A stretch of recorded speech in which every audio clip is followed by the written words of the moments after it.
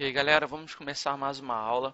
Seguindo nossas aulas que se iniciaram sobre o assunto roteamento, na aula passada nós falamos sobre os tipos de rota existentes, falamos que existem as rotas conectadas, falamos que existem as rotas estáticas e existem as rotas dinâmicas, que são obtidas através dos protocolos de roteamento. Nós vamos falar ainda sobre os protocolos de roteamento.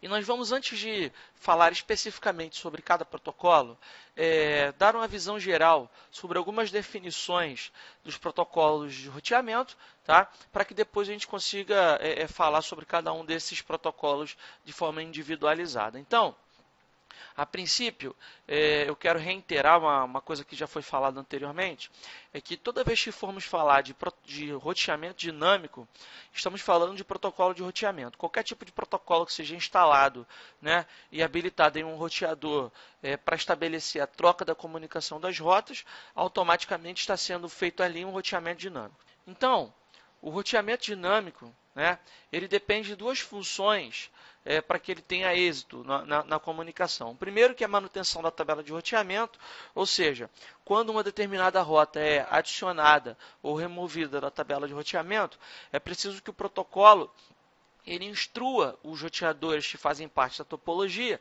de que aquela rede já não existe mais ou que uma nova rede foi inserida.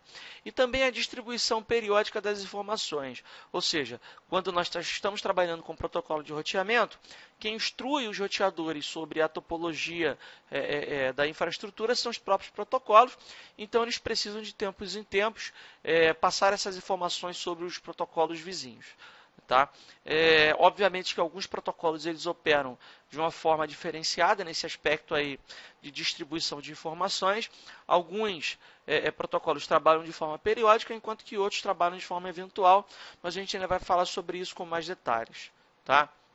Então, o protocolo de roteamento, né, de acordo com a sua arquitetura, ele vai descrever a forma com que as atualizações vão ocorrer, né, as informações que estarão contidas nas atualizações, quando ele vai enviar essas informações e como localizar também os destinatários para receberem essas atualizações. Então, essas peculiaridades, elas variam de protocolo para protocolo, cada protocolo de roteamento tem a sua peculiaridade em específico. Tá? Então, para começar a nossa classificação, os protocolos eles são basicamente classificados em dois grupos. Existem os protocolos classificados como protocolos IGP, que é o caso do RIP, do OSPF, do IGRP e de vários outros protocolos que a gente basicamente usa. E existem os protocolos baseados na classificação EGP. Tá? A sigla IGP ela vem de Internal Gateway Protocol, ou seja, protocolo de gateway interno. E a sigla EGP vem de External Gateway Protocol. Então, olha só, basicamente, como é que funciona a infraestrutura da internet?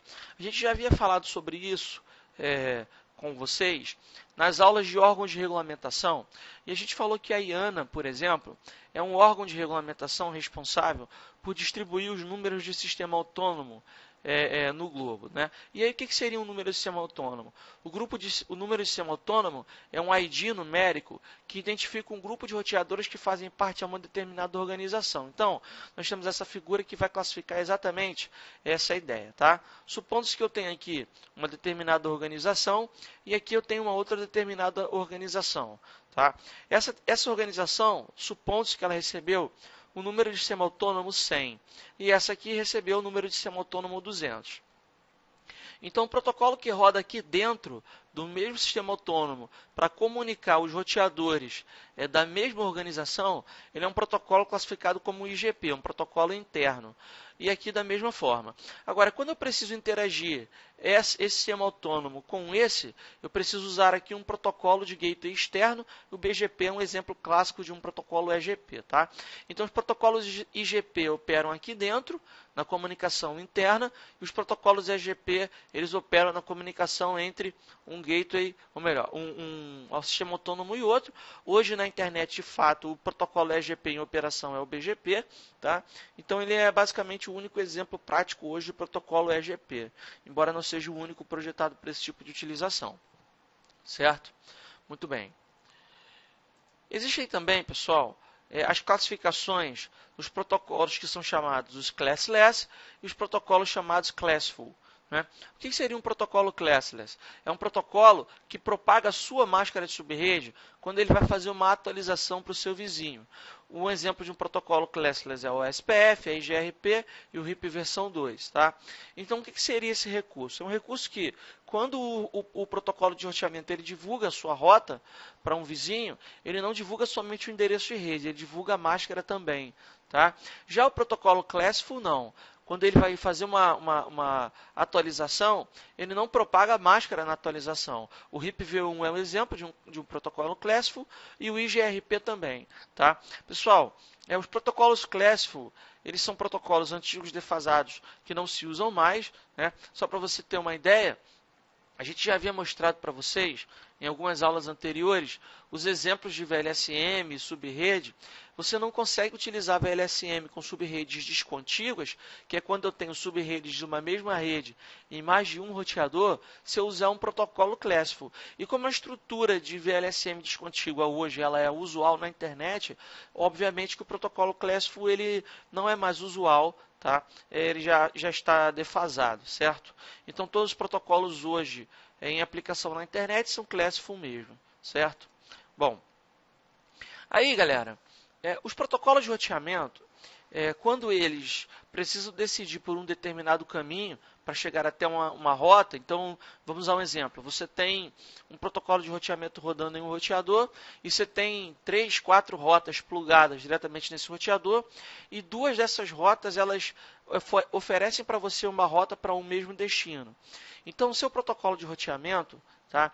Ele vai precisar decidir por qual das duas rotas ele vai passar com o seu pacote ou balancear a carga, se for o caso, para chegar até um determinado destino. Então, a arquitetura a qual o protocolo é baseado, ela ajuda o protocolo na hora de decidir por qual rota ele vai assumir na hora de determinar aí o caminho a ser passado para chegar até um destino. E existem aqui, basicamente, dois algoritmos que os protocolos de roteamento podem ser baseados. Existe o algoritmo vetor de distância, existe o algoritmo link state, o estado de enlace. Tá? O algoritmo vetor de distância, ele dá ao protocolo uma série de classificações e características. Então, por exemplo, um protocolo que é baseado no algoritmo vetor de distância, na hora que ele vai decidir por uma rota, ele sempre vai escolher a rota que tem o menor caminho, ou seja, a menor quantidade de saltos. Tá legal? Então, os protocolos baseados em vetor de distância, eles analisam a melhor rota pela quantidade de saltos que o pacote vai dar para chegar até um destino. Já os protocolos baseados no algoritmo link state, eles vão decidir por assumir a rota que tiver para ele o menos custo, o menor custo. E entende-se por menor custo uma rota que tem maior largura de banda. Quanto maior a largura de banda, menor o custo. E fora algumas outras classificações também que identificam o protocolo, como por exemplo, um protocolo vetor de distância tem uma quantidade limitada de roteadores que podem fazer parte de uma infraestrutura, já os protocolos link state não. Tá? Então essas são apenas algumas classificações do que seria um protocolo vetor de distância e um protocolo link state. Existe ainda o protocolo EIGRP, que é classificado como um protocolo híbrido, porque o EIGRP ele tem características de link state e também tem características de vetor de distância. Então, por exemplo, o EIGRP, na hora que ele vai decidir por uma rota, ele analisa a banda e não a quantidade de saltos. Então, isso é uma característica link state.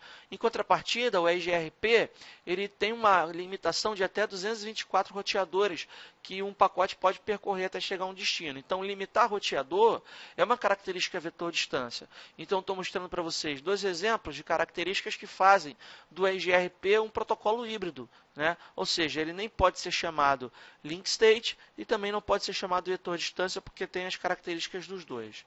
Tá? Então, a gente tem aqui uma tabela que vai dar para você uma revisão do que seria as principais características de um protocolo e outro. Né? Então, o protocolo vetor distância, ele visualiza a topologia da rede pela perspectiva do vizinho, né? Porque o que ele faz?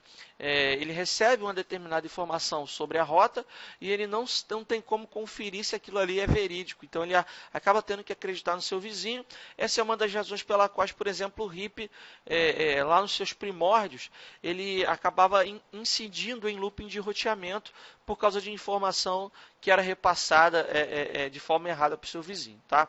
Já os protocolos baseados no algoritmo estado de enlace, não. Eles visualizam a topologia de forma literal, certo? As atualizações do protocolo vetor distância, elas ocorrem de forma periódica e já no estado de enlace elas são eventuais, ou seja, um roteador que é baseado no protocolo vetor distância, de tempos em tempos ele atualiza a rede, mesmo que não haja mudança na topologia. Então, o HIP, por exemplo, ele divulga a sua tabela de roteamento a cada 30 segundos, mesmo que não haja nenhum tipo de alteração na topologia. Já os protocolos baseados em link state, eles só vão mandar uma atualização se uma rede for adicionada ou removida da tabela de roteamento. Tá? A convergência dos protocolos vetor distância, em geral, é muito mais lenta do que os protocolos baseados em link state. Né? Entende-se por convergência quando uma topologia é alterada e todos os roteadores estão atualizados sobre essa alteração, certo? Bom, o protocolo vetor distância ele sempre vai enviar toda a sua tabela de roteamento na atualização e o protocolo link state ele só passa uma rota específica que alterou, tá legal? Bom, o protocolo vetor distância, como eu já falei, ele sempre vai escolher uma rota que é baseada no caminho mais curto, ou seja, menos saltos, e o protocolo baseado em link state ele vai assumir a rota que der menos saltos, como já foi falado também. E aí, pessoal, antes de a gente encerrar essa aula introdutória sobre os protocolos de roteamento, existe ainda um fator numérico que é identificado em cada rota, que é a distância administrativa, certo? Então, o que seria a distância administrativa? A distância administrativa é o nível de confiabilidade da rota que o roteador vai se basear na hora de escolher uma rota que está sendo informada por mais de um tipo de rota. Então, vou te dar um exemplo. Ó. Eu tenho a rota conectada, que é a rota com distância administrativa 0. A rota estática com distância administrativa 1 é IGRP 90 e finalizando aqui com o HIP, que tem a maior distância administrativa. O protocolo que tem, ou o tipo de rota, que tem a distância administrativa de menor valor, é o protocolo ou rota que é mais confiável para o roteador. Então, por exemplo, seguindo a linha de raciocínio aqui da nossa tabela, a rota conectada ela sempre será a rota mais confiável e a rota do HIP aqui vai ser sempre a rota menos confiável. Tá? A distância administrativa do BGP não está aqui nessa tabela, mas ela é 20. Tá legal? Então, o roteador, quando ele recebe uma atualização, por exemplo, de um protocolo como o EIGRP, se ele já tiver uma rota conectada, ele nunca vai escolher o caminho que o EIGRP está ensinando ele sempre vai escolher o caminho da rota conectada porque é mais confiável. Então, embora não seja usual, mas eu vou usar como exemplo aqui o caso de um único roteador ter o OSPF e o HIP rodando simultaneamente na rede. Tá?